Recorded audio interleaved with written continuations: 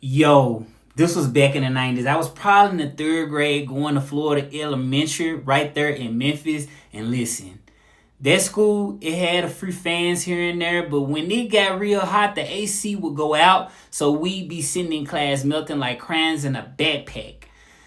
When it got too bad, they sent us home early.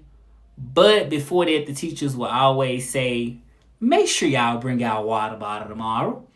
We sounded cute, but we didn't have money for extras like that.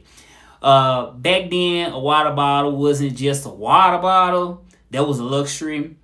You had one of those, you were living good.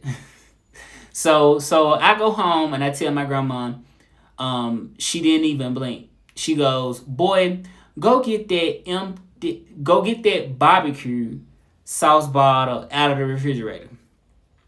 We gonna use that." And I'm standing there like, "You want me to drink out of what?" Wash it. She said, wash it out real good, peel the label off, and fill it with cold water. Same thing. Now listen, it might have been Kraft, Open Pit, or some off-brand from Piggly Wiggly. I don't remember. All I know is it used to hold barbecue, and now it was my hydration system.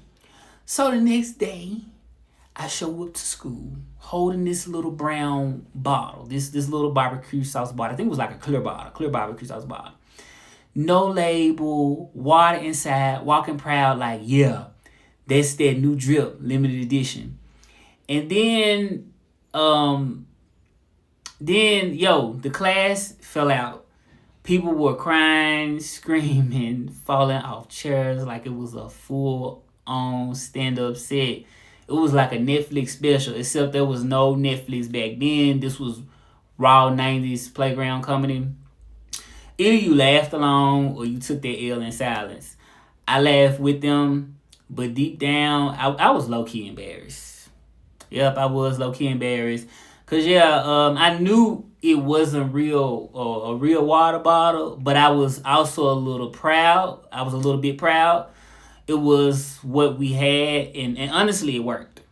So now that I'm grown, I look back and I realize that barbecue bottle wasn't just about water. It was about not showing up empty-handed. My grandma made something out of nothing. She gave me what I needed with what we had. There's survival, there's love, there's black creativity.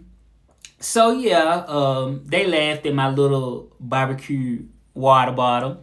But I stayed hydrated and I stayed love.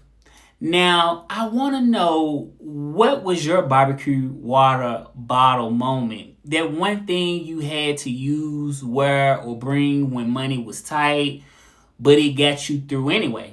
So drop it in the comments. Let's give flowers to the struggle that raised us. And hey, if you connected with this story and you want to know more about what I do now, I teach French, I interpret in Spanish, and I help people find their voice in more than one language. You can find me at russelltrilingual.com. Yes, the barbecue water bottle kid grew up multilingual.